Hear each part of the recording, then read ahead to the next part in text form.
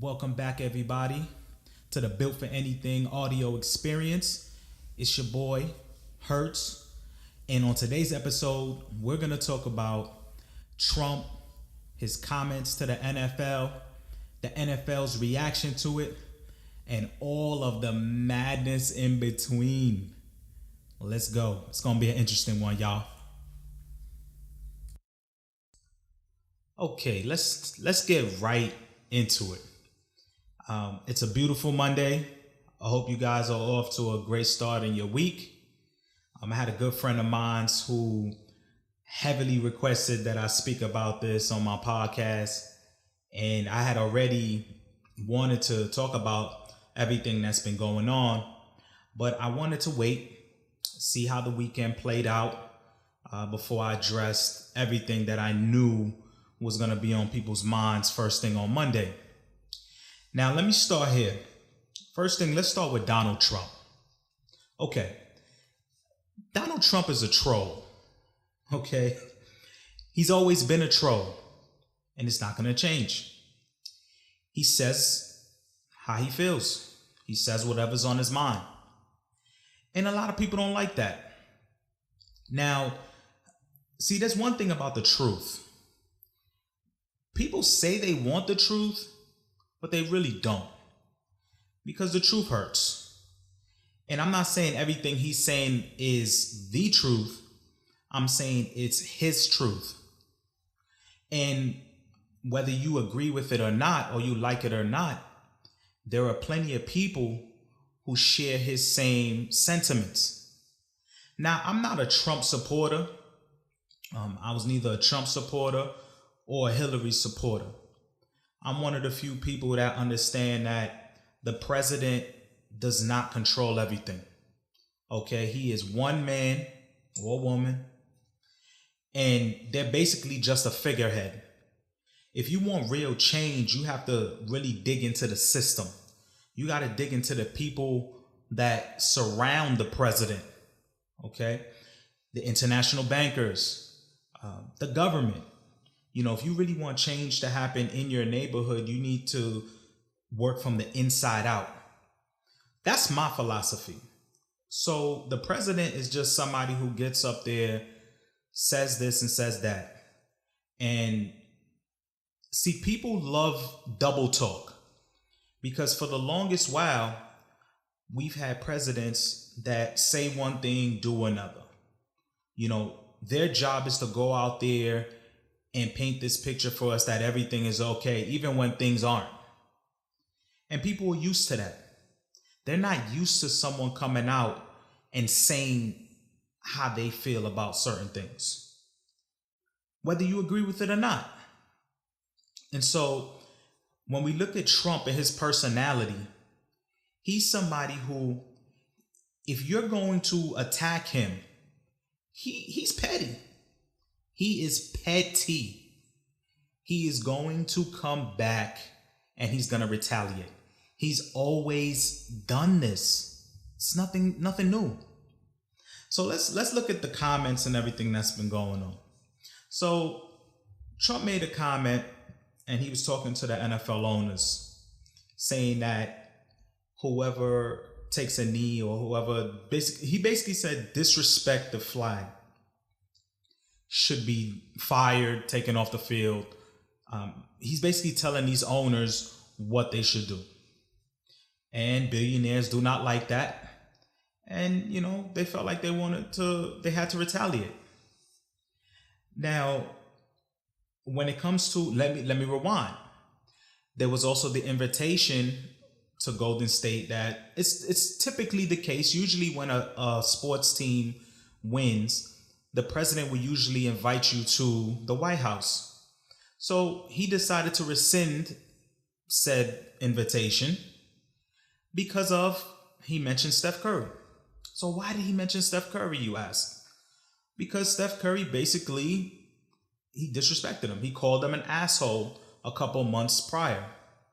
You also have Kevin Durant, who plays for the Golden State Warriors, who also called him an asshole. So he hears these things. He knows what's going on and what's being said. So he knew right away, based on those things happening, that he wasn't going to invite them. So I know what you're thinking, right? You're at home and you're saying, you know, you heard what LeBron James said. He wasn't going to come anyway. And I'm going to get to LeBron James in a minute. But see, here's the thing. When you hear from Draymond Green, and I think even Steph mentioned it, they were not 100% that they were not going to go. They said they were going to discuss it as a team because there were some people that want to go and there's some that don't. So don't think for a second they just wasn't going to show up. Because listen, look, being invited to the White House is a privilege, okay? There are many Americans who will never see inside of the White House. And anytime you have an opportunity to go into the White House and speak to the commander-in-chief, pick his brain, get some information that maybe you could bring back to help your agenda. So you should be willing to meet even with your enemy in order to see, how does this person think? You know, what's really going on? And I think there are some players that would have taken the opportunity to have a conversation with him. And so to hear that he reneged on that, people are acting like he just did it for no reason. Or better yet, people don't bring up the fact that they chose to disrespect him. And in turn, he replied back. That's fair play. But they're not gonna discuss that. So anyway, they're not going. And which brings me to LeBron James. LeBron James is such an attention-seeking, narcissistic person. Look, when it comes to basketball, I acknowledge that he's a great player, but the antics, this persona that he portrays, I'm not sold on it. I'm not sold on it. People hold him up like he's a god.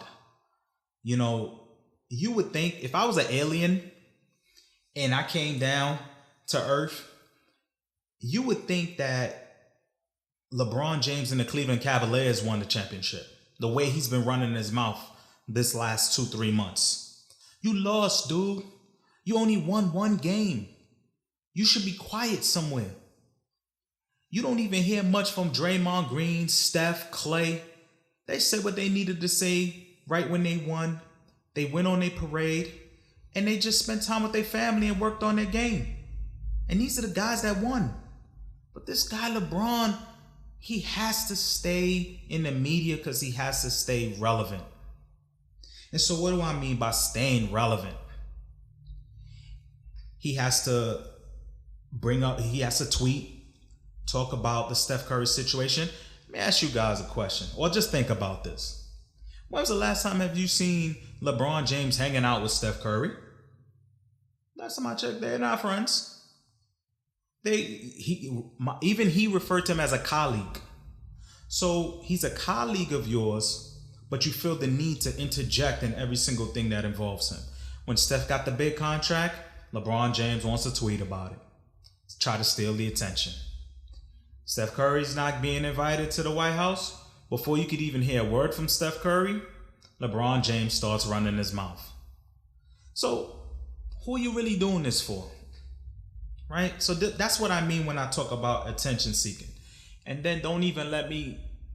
Media Day today. NBA Media Day. What happens? He literally... I want you to go see that interview. The arrogance. I'm going to tell you guys, you guys got one question you guys can ask me. And because I'm not going to be talking about it at all during the regular season. So you got to make your comments and ask your questions now. So I know you want to talk about, we're going to talk about the Kyrie situation. We're going to talk about the Trump stuff. And, we're going to talk about some of the trades. So where do you guys, who wants to start first? Who the hell are you? This is, and the media they just gives him a pass. You're there to ask him questions. He's dictating terms to you on what it is that you should be asking him, and what is he gonna choose to answer to. That's ridiculous. That's a leader. And so he disrespects Kyrie, refers to him as a kid. Again, go watch it. And then he starts talking about the Trump situation.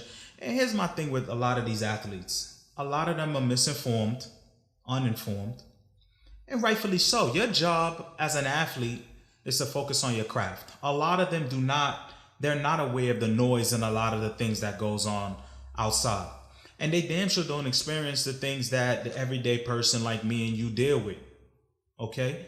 So he sits up there and he's talking about, I called him a bum. Keep in mind, guys, LeBron James is basically a corporate, I want to say a corporate pawn, because he basically, he works for Nike. All right. He has this big deal from Nike, which it's a lifetime deal. So if he does something really reckless, they could pull that deal at any moment. And it's reportedly upwards of $1 billion. They never wanted to display the exact numbers, but that's the rumors. And so you have him sitting up there and he's talking about nobody's going to tell me what to do and this and listen, where were these guys talking when David Stern ran the league? I didn't hear peep out of them. I didn't hear peep. Because David Stern understood that this is a product. You have the fans who you're trying to market to, and you're not trying to alienate any part of your fan base. So he had very strict guidelines. He didn't play with them. But Adam Silver, he's just like this liberal, he just lets them just do whatever they want. Okay, fine. So that's the situation that we have. You have him sitting up there talking about things. Why aren't you talking about the stuff that's going on in Cleveland? The violence that's going on there. Talk about that. Talk about the real issues. Instead, just insulting the president and just making these comments, you're not helping anybody, dude. You're not. Saying you're using your platform to spread awareness. Listen, everything that's been going on, this has been going on far before Trump. Now, all he's done is he's definitely put it in your face, but these are stuff that's been going on. Racism existed before him. Police brutality existed before him. Segregation. This idea of bringing us together, or the word that you've been hearing all day about divisiveness. Divisiveness means that we were together in the first place. No, we weren't. No, we're not. There was always going to be that class of individuals or that set of race that feels like their sole purpose is to keep their lineage going, to stay on top. And honestly, that's every culture. Every culture is trying to make sure that their culture can thrive, grow. Whether it's Asians, Japanese, Chinese, they're going to do things to try to uplift their people, to keep their culture relevant. Even Jews. That's why the Jews have their hospitals. They have their own police, ambulances, judges, lawyers, business people, real estate people. I mean, you name it. They're doing that so that way they could keep their culture going. Us as, I'm going to say black people, because that's everything that we're talking about, right? That they're saying in the media is pertaining to black people, and injustice and everything that's happening to black people. We're the only ones that have not grasped the fact that we need to start applying ourselves and playing that game and not playing the game of, please, let's keep having a conversation about this. Right?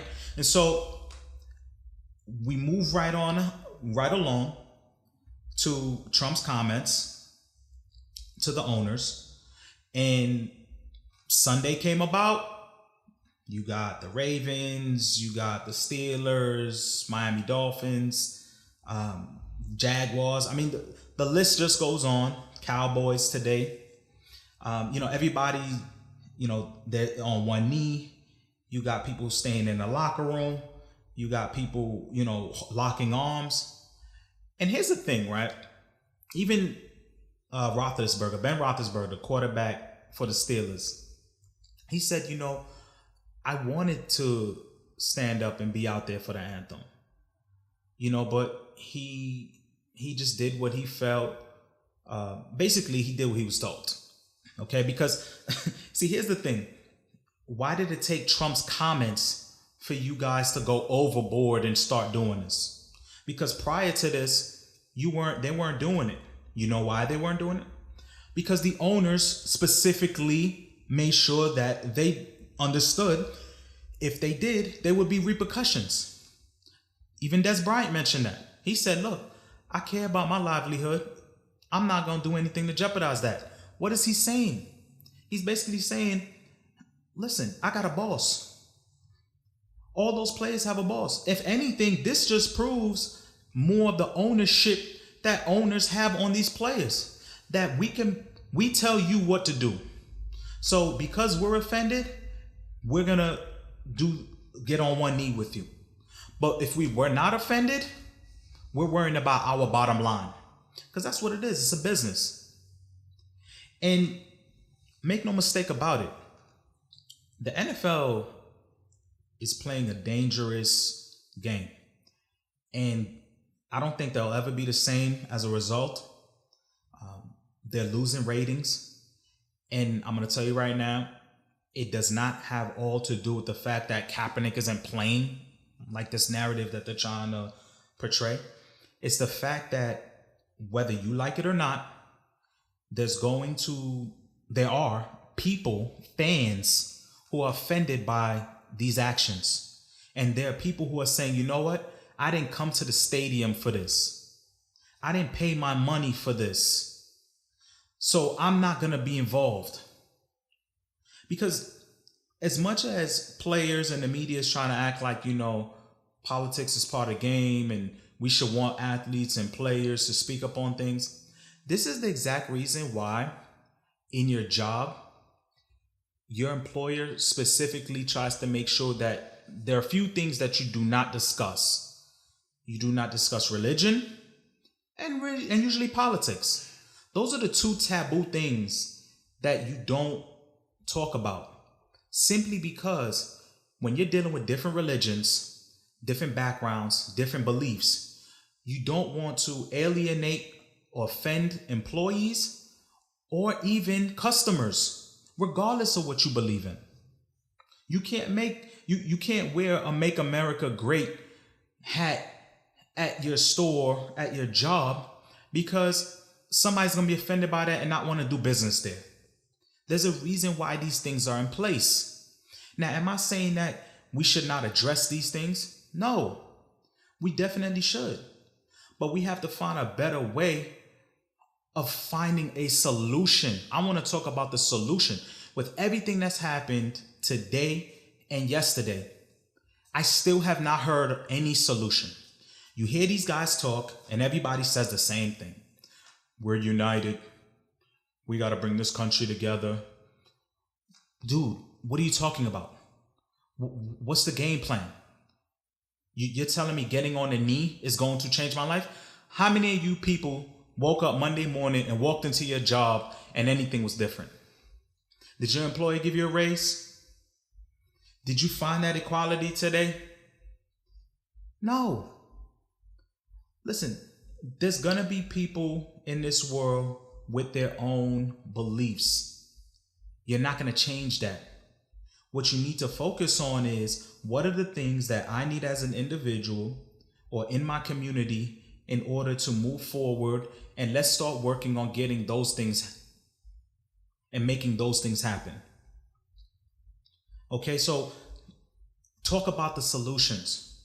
And if you're somebody who wakes up, you have a 9 to 5, you have a job, how do you feel sitting there if you dealt with any type of police brutality, any type of form of racism, and you sitting there, you watching guys who are making millions of dollars talking about like as if they have it rough and they getting on one knee? Really, dude? LeBron, what are you dealing with? Honestly. Because I still ain't see the pictures of what was quote unquote spray painted in front of your house.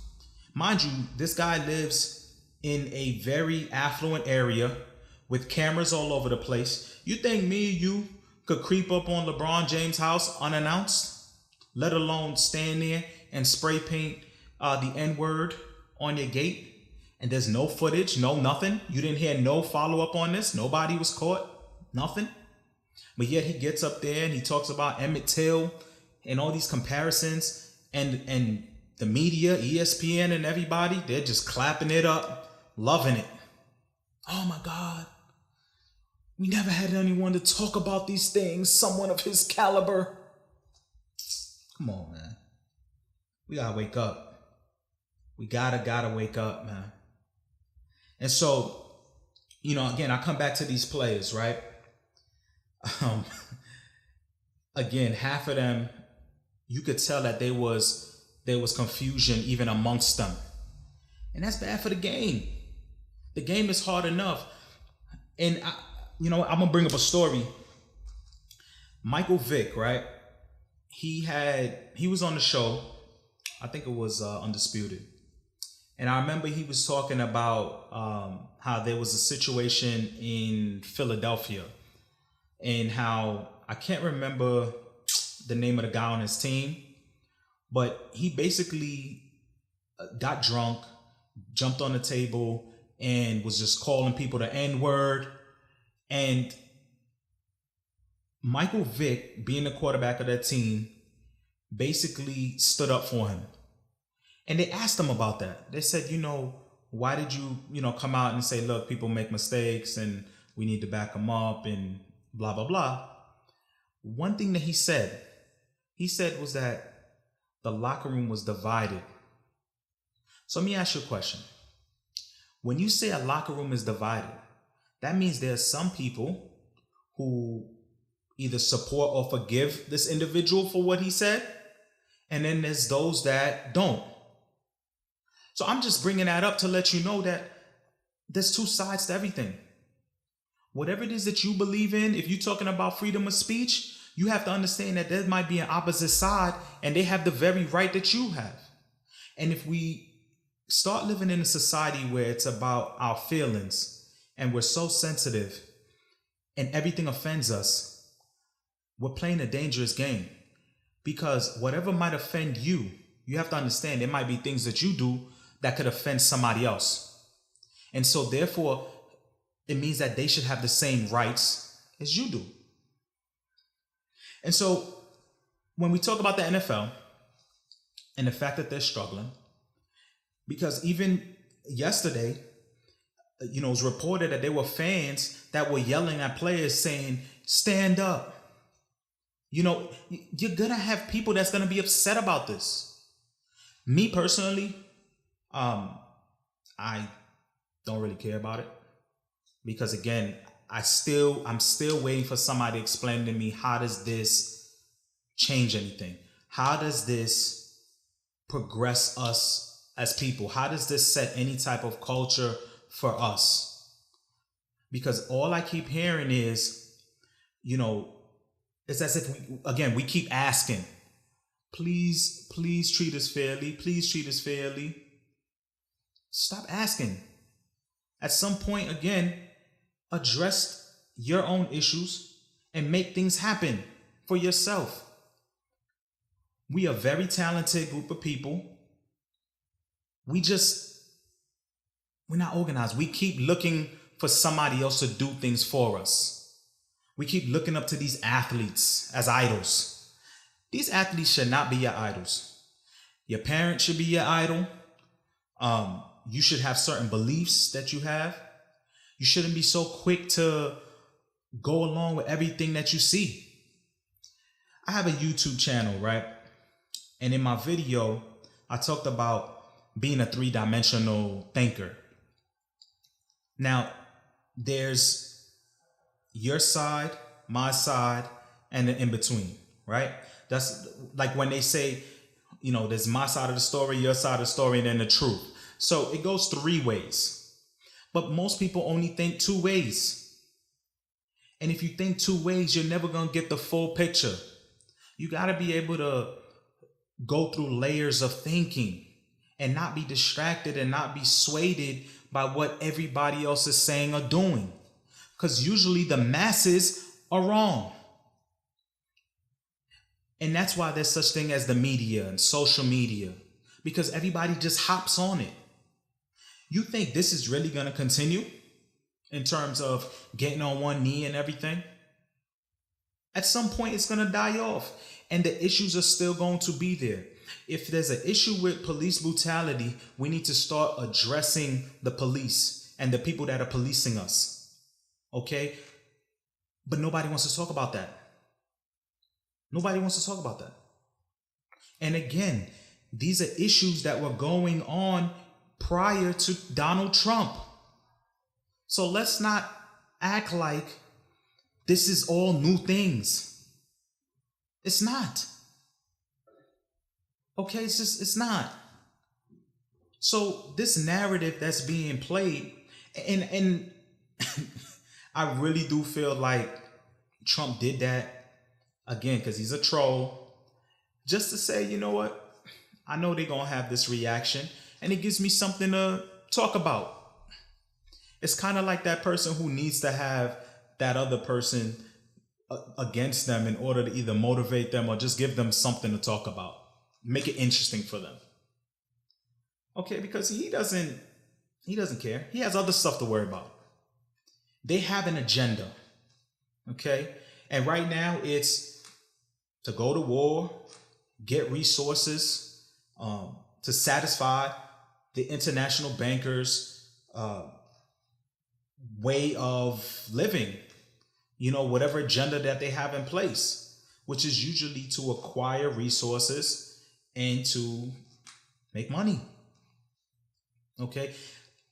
My thing is, what we should be focusing more on are the policies, how it affects us, getting an understanding around that, and doing our best to make those policies work for us. Not worrying about what he's saying about stuff that really doesn't matter. Just doesn't. But the media hangs on every single word this guy says, especially when it comes to that. Anything that they can find that will trigger people, they'll harp on that. But yet we got other things going on. We got situations like the healthcare, educational system. Let's talk about that. Let's get to the policies. Let's get to the politics. Because I don't need an NBA player or NFL player to address those things for me. Because they're in a position where they don't have to worry about those things. They don't. So when you start looking at people who are making millions of dollars to represent you, good luck with that. Because they're not going to feel the same sentiments as you, no matter how they sugarcoat it or talk sad on TV. It doesn't change your life. And that's just the real. So we got to really, again, start to think critically, not get caught up in all of the drama, okay? And stop fooling ourselves and really start addressing the issues and getting to the things that can really change our lives, our kids' lives, and so forth. Start, because we're way behind. And if other cultures can come to this country and develop and move ahead, there's no reason why we can't do that as well. But if we're approaching this wanting people to accept you, wanting people to treat you equally, again, those are not things that you ask for. Those are not things that you ask for. Because if it was as simple as asking for it and getting it, we should have gotten it a long time ago, when Martin Luther King asked for it, when Malcolm X asked for it, when all these other people asked for it. And yet here we are still today. No closer than we were before. So we gotta start approaching it differently. And I said this on some of my previous podcasts, and again, I'm saying it again. When are we gonna talk about the solutions instead of keep talking about the problems? Yes, it exists. And let's move on. But nope.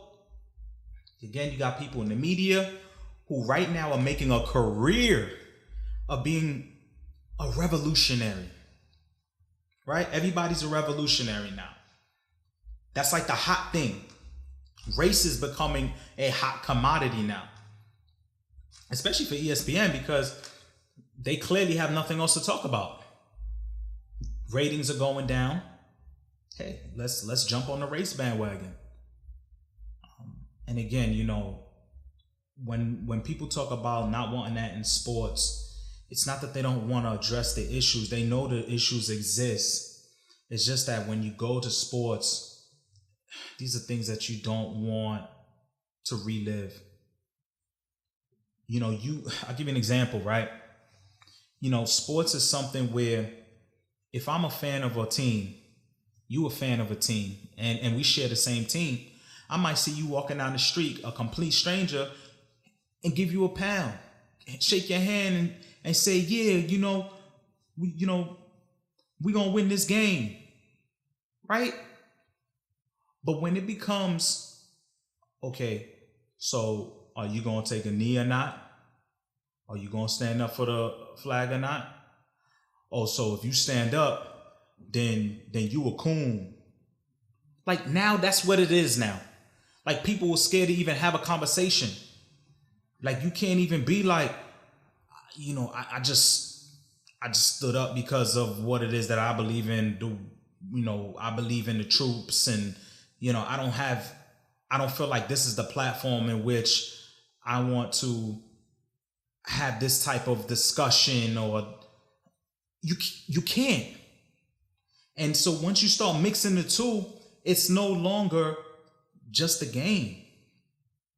It's not. It becomes more than that. And like I said, no matter what it is you believe in life, everybody's not going to agree with you. Some people not going to agree with this podcast and the things that I'm saying. And I fully understand that. But I'm going to say it anyway. Because I challenge anybody. I say the same thing. What's up with the solutions? So what we going to do?